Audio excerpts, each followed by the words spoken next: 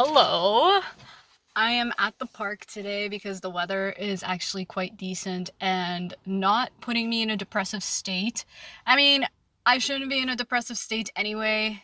I should find joy in the Lord, but it always helps to just have some sun. I mean, this is barely sunny, but still, this is walkable weather. So I'm definitely gonna go for a walk after I make this video. But, um, you know what? I figured I'd make this video because I keep experiencing things, I keep going through things, and I just feel like, hey, why not share it? It could be of value to someone, or it could be like a warning to someone of what to avoid or what have you. And I'm such an oldie. I have a paper to guide me about what I'm going to be talking about today because I don't know how the YouTube girlies do this. Like, you guys just have everything on the top of your head and you're so articulate and well spoken. That's not me. I'm a grandma. I need to be prepared. I need to have a piece of paper and like point by point of what I'm going to talk about. So it seems that I am a charity house for men. Okay. It seems that I have a sign on my head that says, please try me, or please experiment with me, or, please waste my time. And you know what? That's fine. The truth about life is that whenever you experience something traumatic or something negative, people's first question to themselves is often, why me? Why did this happen to me? That is not the way you go about it. Don't go about it that way. These are parasites and they will cling to whoever will give them the time of day. They need a host. So it's nothing personal. It's nothing about you. This is literally who they are. And you just happen to be in their way, and if it's not you, it'll be the next girl or the next guy or whatever. So never beat yourself up when you experience negative things from other people, whether in friendships, relationships, coworkers, whatever. Parasites and demons exist everywhere, unfortunately. But today, what I'm specifically going to be talking about is what is a dusty man. Okay? Because after much reflection with my time with this gentleman, I have come to the conclusion that he is dusty. Okay, so first of all, what is a dusty man? It is urban slang, whatever. But basically, it just means he's a loser. He is a man who is not a man. He is not operating as per God's design. He is operating, um, he is basically a grown child in a man's body. He does not want to follow God's design because he thinks his ways are best. Usually men like this have zero introspection. They lack depth. They lack accountability. They are almost like narcissists, and they usually portray behaviors that give you the ick. Okay, so I'll give you an example of this. I had a friend who was going out with a guy, and he was a dusty in the sense that, sorry, this is a super distracting place because I'm beside a park. I can't help but like just look at people. I love people watching, but this was a friend who went out with a guy, and first of all, he didn't have a car, right? He was kind of a brokey broke. They were both in college at the time, whatever. So it's understandable that he's a college student and he's broke and he doesn't have a car. That's fine. But where it gets really icky and he reveals that he's a dusty is he asks her for bus money. Yeah. It's bad enough that he's not picking her up in a car or anything. He asks her for bus money. It's embarrassing and it's really shameless behavior. And these men will just really never run out of the audacity if they see that you are a nice girl, if they see that you just accept anything, you are, you're even, or if you're a pick me. They love pick me's for a little bit and then they discard them because guys don't really actually want the nice girl. Guys want the girl who loves herself and is transparent and respects herself and is like actually a woman, not stuck in her wounded feminine. So, um, that is the truth, right? That is what dusty men are. We've defined it. So, what are some symptoms or what are some signs? Okay, the first thing, and this is anecdotal experience. The approach is all wrong. Okay, they approach you a little too comfortable for a first time during the initial meeting. They're a little too comfortable. Usually you would like the guy to ask you out to be a little shy, to be a little reticent. And that is not to say to not have confidence. There's a difference between confidence and arrogance. This is arrogance. So why is it arrogant? Okay, they are not putting their best foot forward, and they think that you are operating in a scarcity mindset or you don't have other suitors. So they approach you with whatever, and they'll say that she'll accept it because why not? She has nothing going for herself. She's not in a relationship. This is as good as it gets. So here it is. So, for example, the approach that I was approached with, instead of him, his first message, and I have literally have the receipts. His first message is, "Why do I not see you in the group anymore?" Which is very strange. This was a man I met in 2022. I met him at a dinner, and I knew of his friends very briefly. We hung out very briefly one time, and that was what he was referring to. Why do we not see you in the group anymore? No, hi, hello. No, how are you doing today? Just very casually going ahead and say, and that's not to say that's not a problem. Like, that approach is not a problem, but that approach is not the right start for a relationship. Okay? If someone wants to start a relationship with you, they should be coming correct. Okay? And that's not to say that we are ungrateful for someone approaching us or whatever, but the approach has to be correct. The package has to be correct. Because when someone approaches you this comfortable, this easily, it just goes to show what their effort will look like going forward. And it's not going to be much. It doesn't get better, in fact. If this is the foot that they're going off of, I'm telling you right now, it's not going to get any better. So, it was prideful. He was not nervous. It was cheap and not well thought out. Again, like I said, he thinks you're in a scarcity mindset, so whatever he offers is just amazing, and that you should fall head over heels for by him just saying hi to you. The way a man comes at you should be gentlemanlike, should be, making you feel like you're about to be courted. Not like, yeah, like if you want to hang out sometime, let's hang out. I once rejected a guy because of the way he asked me out a second time. First of all, we went out. He wanted to take me somewhere expensive, and I really just wasn't feeling it. We just went to Wendy's and whatever, and I kept it casual, which was my mistake.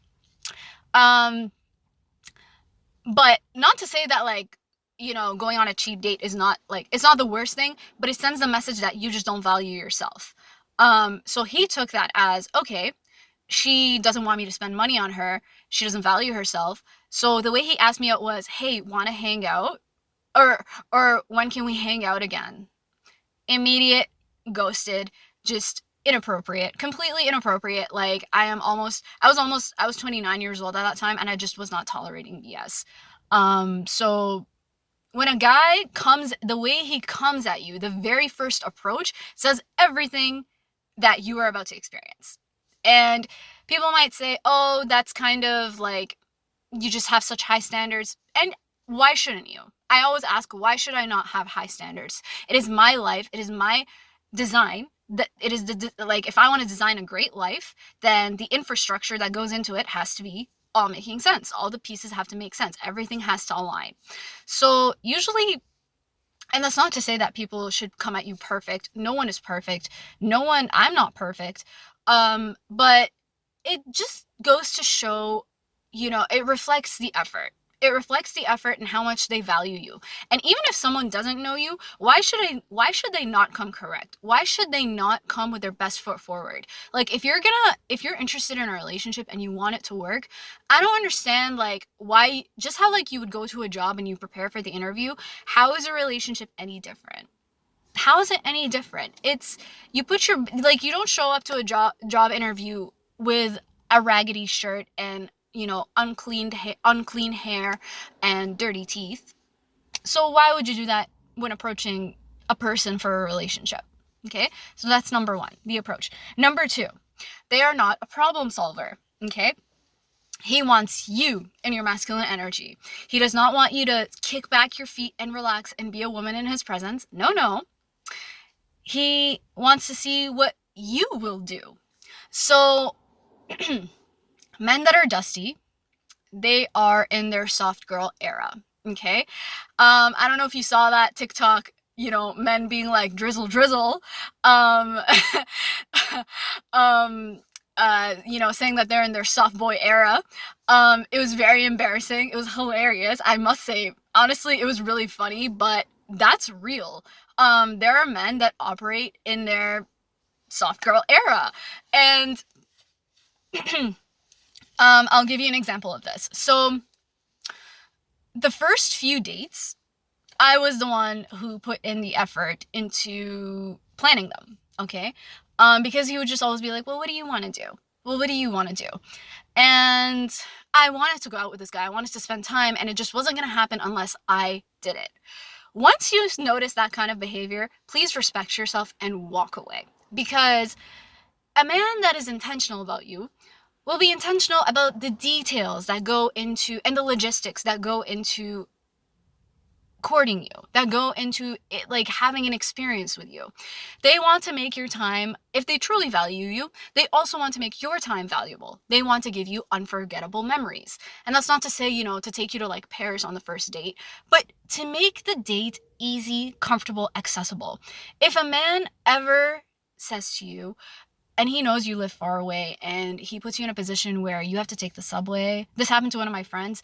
He basically made her take the subway, and she's a full-on student, and the subway is not safe, okay? At that point, she should have said no. If he doesn't compromise and at least meet you where you are, and sorry, not compromise, he shouldn't compromise. He should be meeting you where you are on the first date, to be honest. If, again, do with that information as you will. That is my own standard. If you want to say, oh my God, no, that's too much of an expectation for a first date, we're just getting to know each other, you're setting yourself up for cheap experiences, cheap men, dusty men. That's what you're inviting by not having higher standards for yourself. So we went out on a date, okay? This was Christmas market. This was December 24th, 2024. So Christmas Eve, right? I'm very excited. I've never been to Christmas market, but it is downtown. The logistics were not well thought of. Like, for example, we had to look for a parking spot. I don't want to be in my masculine energy. I want things taken care of. I want details taken care of. So the fact that he didn't research ahead of time where to park, I didn't like that. Okay. I was already getting a little, and especially if he knows that you're an erotic girl, or, you're a little like, you want things taken care of, you work a hard job. The date should be easy. It should be smooth, flowing well. Shouldn't be awkward. Shouldn't be these little bumps. And again, it's not to say for things to be imperfect, but again, it comes down to effort and intention. So first of all, no parking, right? Second of all, we're getting hungry. We're walking because Christmas market is open. It's out in the open. It's cold. So you have to be well dressed. Okay. To not catch a cold, of course, because we still have to go to work. We have bills to pay. So, it's quite cold. Okay. The fact that he didn't offer a warm beverage, like problem solving, like there's no flow. There's no taking care of things. Like, oh, let me put my phone on silent just in case, actually. There's no taking care of things, right? So there's no offering of like, oh, let's get a hot chocolate so that like when we walk, we're comfortable. And then come 7 o'clock, things are starting to close up because it's Christmas Eve, right? They're closing up early, which makes sense. It's a stat holiday, right? And then he acts surprised that the restaurants are closing, and he makes up a lie saying, well, I've been here years ago and I'm used to Christmas market closing much later. And I said, well, maybe that was years ago and you didn't remember. You should have looked at Google Maps and had an update on your research, because things are closing up now. We're getting hungry. And most restaurants downtown are gonna close. It's downtown, we can find something, but that's not the point. The point is this should have been taken care of, right? It's just little frustrations like that. And I got the feeling that he was hoping that the restaurants would close so that he doesn't pay for dinner. That is what my mind suspected. And then I was like, you know what? I kind of picked up on that vibe, and I was like, you know what? We can just call it a night. Thank you for this time. And he said, no, like, we're going to go somewhere. We're definitely going to make a night of it. Like, don't you worry. But left an icky feeling. Honestly, I was not impressed. I was really annoyed. Um, and I didn't feel taken care of, right? Um, it's just not nice. It's not nice when you go out with someone and you don't take care of details and you don't like take care of the logistics. It puts the person on edge, and it feels like it's not well thought out. So you didn't put a lot of effort into it. And unfortunately, it can just ruin the vibe of the date. Like, the date can be great, but if it's not well thought out, it's gonna leave a sour taste in your mouth. So third, he does not want to spend money on you. Okay? And this is what a lot of men claim they're afraid of. They're afraid of gold diggers, they're afraid of this. But you know what? A man that truly has money is not afraid of spending money. Is not afraid. It's the men who don't have money that are super afraid of like running into gold diggers, and they project their own insecurities, and they end up actually attracting those gold diggers because, hey, that's, you attract what you fear. So but it's so funny how they shout from the mountaintops, "Oh my god, I'm so afraid of finding a gold digger." Um and it shows that they end up becoming stingy, right? They don't want to spend money on you. Um he may say one thing, but the body language is saying another. And you can feel it. You can feel it when a man is not a provider. So I like an enthusiastic attitude when it comes to going out. I want to feel comfortable. I want the green light that I can order what I want. And it's not to say I want to order a hefty amount of food or whatever. So for example, we went out on the date, okay? And I ended up paying because I ended up paying for the whole bill because I just did not want to be uncomfortable. I did not want to limit myself paying for appetizers or whatever. I got 2 appetizers, and he got what he wanted for his main. I got what I wanted for my main, and I was very pleased. But I knew from then on I could not rely on this guy because I could just feel that I'm uncomfortable asking him. Because when he says, "Oh, would you like something?" it felt obligatory. It did not feel like it's from his heart. It wasn't like he would never give this attitude where it's like, "Oh my god, babe, that's all you're ordering?" Like, no, please order more. Like, that's nothing. That's not going to fill you up. Right? There's no enthusiasm. He's not doing it from his heart. He's like, "Oh, like, do you want something else?" And like, he's hoping you say no. And you can feel it. Like, you can feel when someone does not want to give, right? And it doesn't always come down to money. It's just spiritual. Like, you can feel this person's not a giver. You can feel that they're holding back, that they're holding on, they're clenching onto their money. And because their body language just always betrays them. People always tell on themselves. And if you're observant enough and you're socially intelligent enough, you will pick up on this vibe, right? So, um, it's the lack of enthusiasm. It's the lack of, no, I want to give you this. Because he'll take it, again, they'll take advantage of the fact that you're polite. We went out to the keg for Valentine's Day, and he said, "Oh, usually what appetizers do you like?" And I said, "I love the bacon wrapped scallops. And I love what's the second one? There's 2 that I like. Bacon wrapped scallops, and what else? The Korean cauliflower. Korean fried cauliflower, something like that. I think. I think. I don't remember. But those are my 2 favorites, and that's a hint, right? He did not go ahead and say, "Oh my god, please order those," or like, "Okay, get them." He did not say, "All right, we'll have it for the table." He did not say, "Okay, I'd love to try it." He said he was just like, "Oh, my favorite's the garlic cheese toast," and conveniently, it was the cheapest appetizer there. So I noted that, and I felt uncomfortable once again, and I just very politely smiled at him. I'm like, "Okay, garlic cheese toast it is. Let's do it." But because I'm polite and I'm raised properly and I don't take advantage of people paying for me, I let it go. I was just like, okay, garlic cheese toast it is. We're not gonna get the 2 appetizers that I just mentioned. Although it would have made me very happy. It would have made me a very happy girl that night. I did not get it, right? Out of politeness. I did not want to disrespect him. But yeah, lack of enthusiasm when it comes to money. Lack of enthusiasm when it comes to doing things for you. You can feel that the energy is very much they're asking just to ask. Like, it's like, okay, well, I already asked and you said no, so like, it's that. It's they're kind of like giving you this hint that, like, well, I can't read your mind, so if you say no, whatever. Emotional intelligence is not difficult. Body language is not difficult to read if you care enough about the person, right?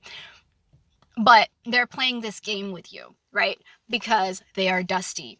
It is something that they cannot change about themselves. Once a dusty, always a dusty.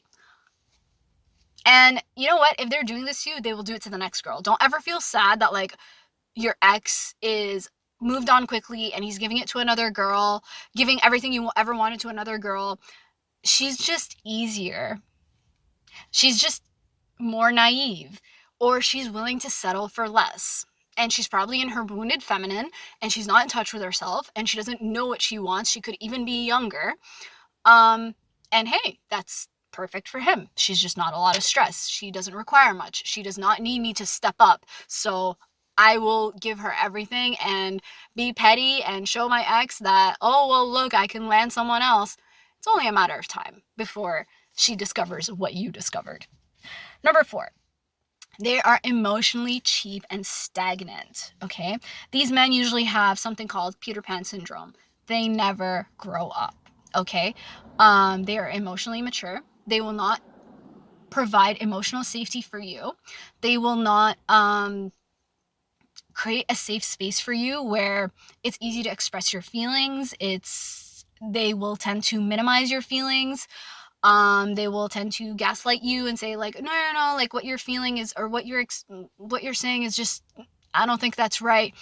When you know what you feel, right? Your relationship should honestly be a cloud. It should feel as soft as a cloud. It should feel as soft as a pillow. It should be the place where you just rest your head from the world, from you lay down your worries, just how, like, you go to God and you lay down your worries and God's got you. You know, God is so precious in the way he loves us. I love the verse that's like, I've numbered your tears. I know the number of hairs on your head. Like, your tears are literally collected in a bottle. Our God is so detail oriented.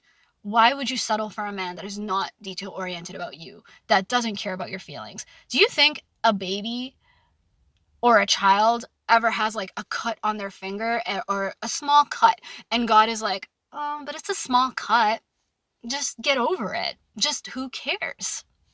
God doesn't do that with you. So why would you allow the man in your life to do that to you? So these men are usually ready to talk about themselves. They can emotionally dump on you, but they never dig deep into your own life. Okay? They are not detail oriented, like I said. They don't ask about your past much. And there's a reason for that. When someone doesn't ask about your life, they think they're just running a one-man show. It's always about them. They just actually really may be that self-centered, but they actually may consciously or unconsciously, I really don't know, I'm not a psychologist, but this is my theory. I think people don't want to know because they don't want responsibility. Once they know details of your hurt, once they know things about you, they will be responsible to not repeat those things, because you will come back for them and tell them, hey, I remember when I told you this and that really hurt me. Well, you did that thing to me again. Remember I told you not to, and someone did that to me before? Well, you just did it. They don't want that responsibility. They don't care if they hurt you or not. They just want to experience you.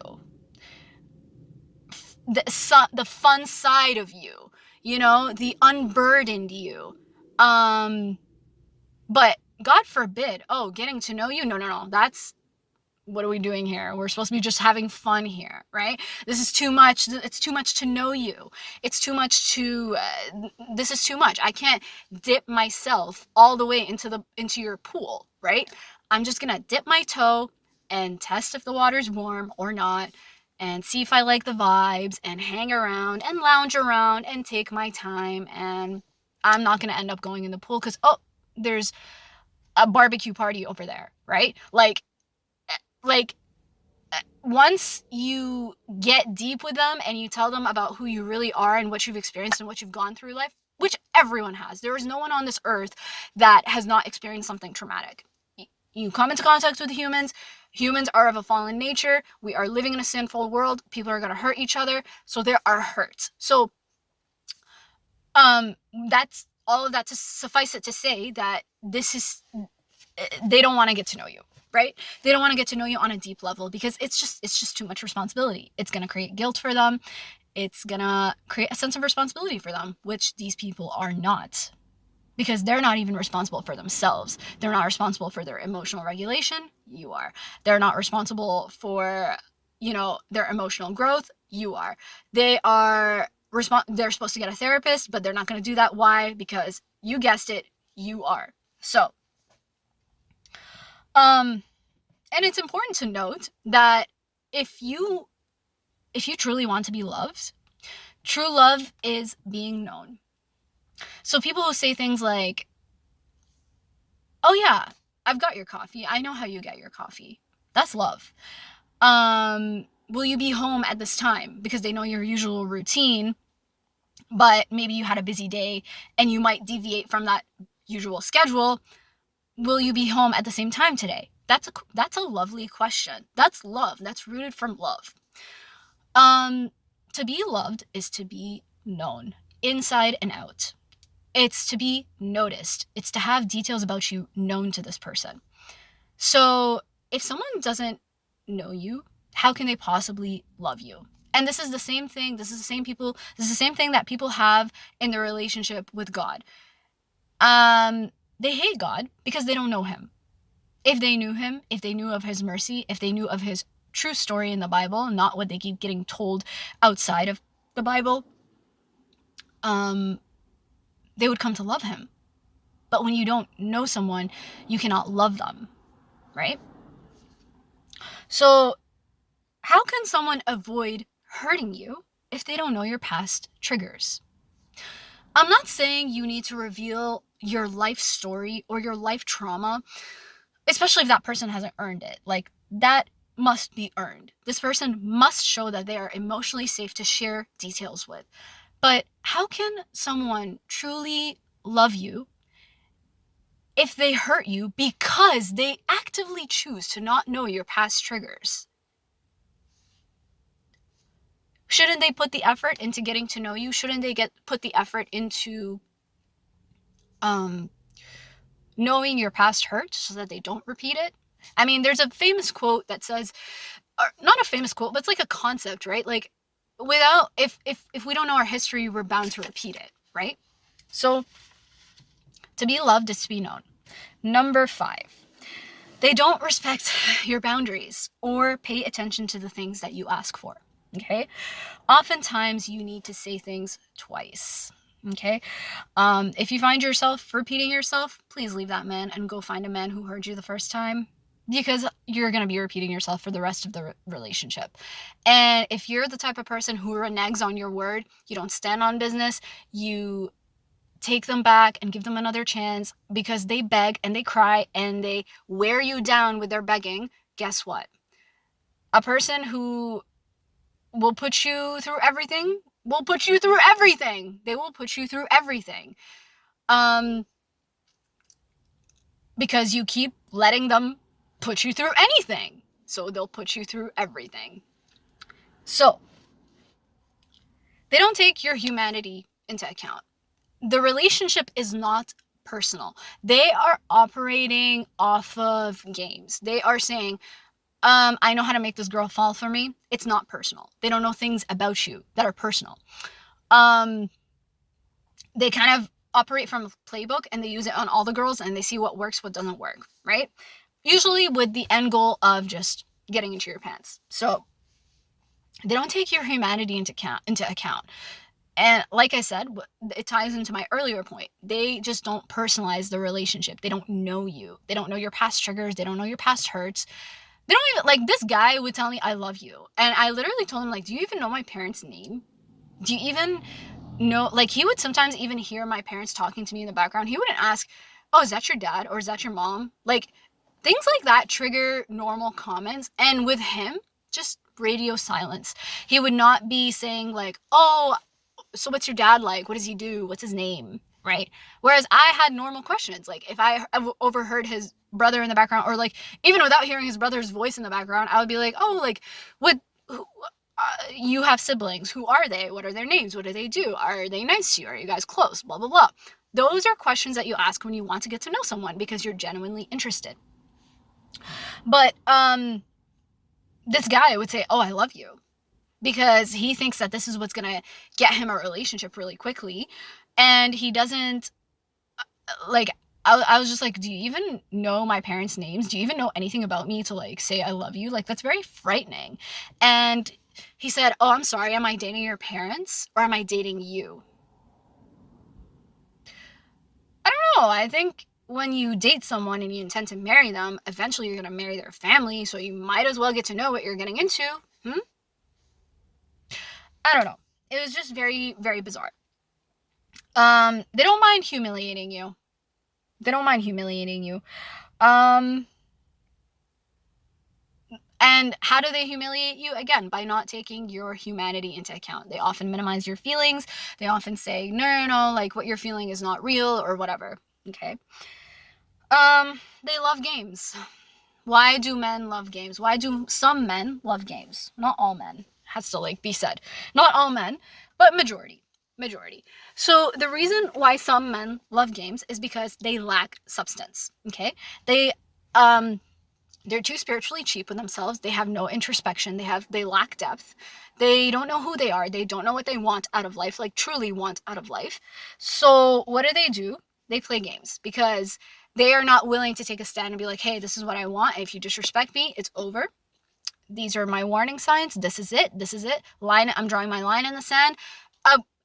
Like a good person that you can trust is someone who has boundaries.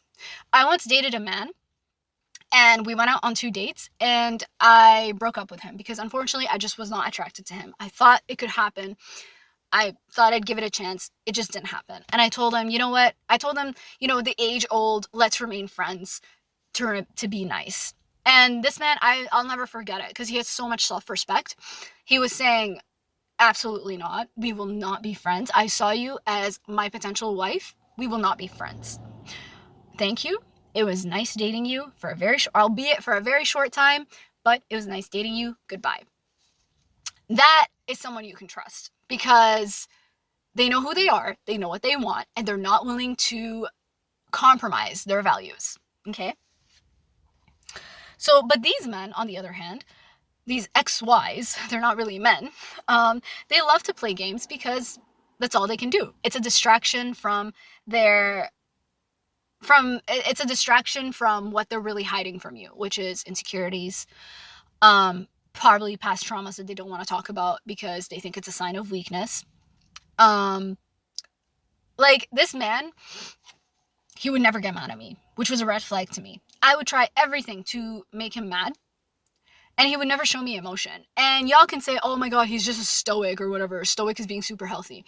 I don't think that's healthy. I think arguments are healthy. Why? Because it reveals what we really need, and it reveals our conflict management styles.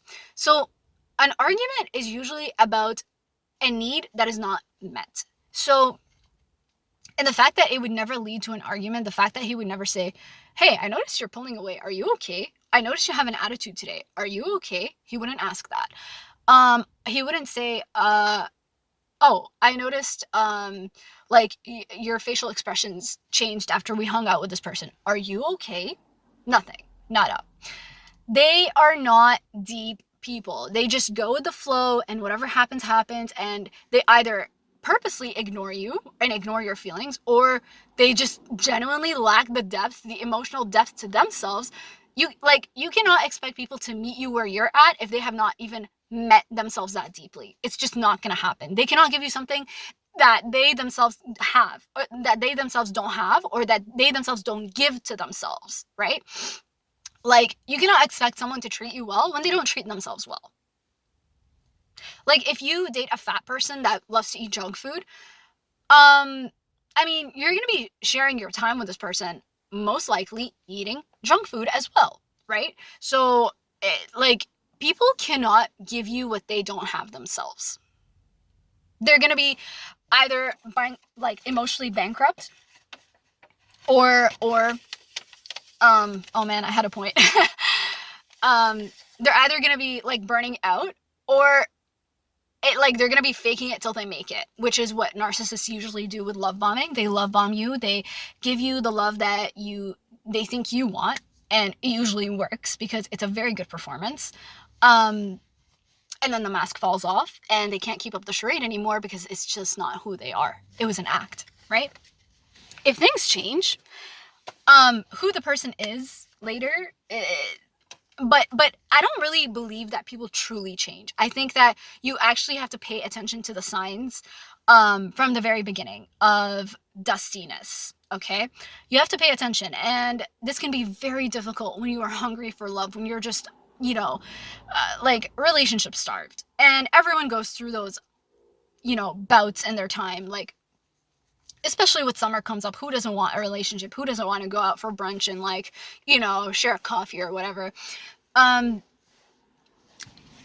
your standards should not waver based on your feelings. That's the point of discipline. And you know what? I have not won in the game of love. I'm not one of those girls who can always get what I want, but at least I can truly say I know what I don't want. I stand on business. Sorry, excuse me. I stand on business once I recognize your bullshit. And I know I can truly say what I don't want. I can truly walk away from a relationship and say, hey, like, I've noticed these things, you're not willing to grow, and that cannot be. That's just unacceptable. It's unacceptable. And you have to have the same standard for your life. So this is not some video on how to, I'm not one of those girls that's like, use your beauty to like, or like your feminine energy to like, secure the man you want. You know what? Those things work for those girls. I don't really play those games. I have standards. I believe in standards. Yes. But I don't believe in playing games with people. I don't believe in manipulating people. I don't believe in like, you should be transparent with a person that is worth it, right? You should tell people upfront about your life, about your story. If you are very close to marriage and you definitely think that this person could be the one. And hey, if it's a loss, it's a loss. What can you do? You live and you learn. But I don't believe in being a bad person to gain what you want. And that's just how I'll never operate that way. I just wasn't raised to be like that. I have a pure heart, and that's how I will always operate. But this is what you do. You set your standard from the beginning. You say, hey, I want marriage. I take dating very seriously. I am this age. I want children one day, so I take my time very seriously. These are the non-negotiables. These are my non-negotiables. And unfortunately, if you trespass these boundaries, we will not continue, right? Just be transparent from the beginning. And you know what? Make it especially a point to not be physical with these people, with these XYs, and see how fast he runs. That's a true lesson. That's a true litmus test of his intentions with you. But the thing is too, people still get screwed over. Like sometimes people still wait and they still get screwed over and whatever. So yeah, you just have to be very discerning. You have to ask a lot of questions, and you have to notice how they're bouncing off of you. Are they reciprocating? Are they asking questions about you? Are they genuinely interested in you? Do they want to know things about you? Or do they want to know things to use it against you? Right? But you can tell, you are old enough. You have to trust yourself. You can tell when a person is good and when a person is bad. Okay? And the sad thing is, there are some people that genuinely want to be good, but they're incapable. There are people that genuinely, like, they can say they love you, but they don't love you the way that communicates love to you. Like, there's a quote that says, just because you say you love me doesn't mean I feel loved. And that couldn't be more real. Like, you can say it all you want, but it's not the way I feel loved. It's not how I want to receive love. So it's not going to work. And that's very sad. That's very sad. But it's a sad reality of life, and you shouldn't marry someone like that. You should marry someone who is the full package. Because why do you not deserve that? I hope this video helped. You guys can share any comments if you feel you can add something to it, or just share your experience or what have you. I'd love to hear from you. And yeah, let me know if this video helped you. I hope it did. I hope it didn't sound too ranty. And yeah, thank you so much for listening.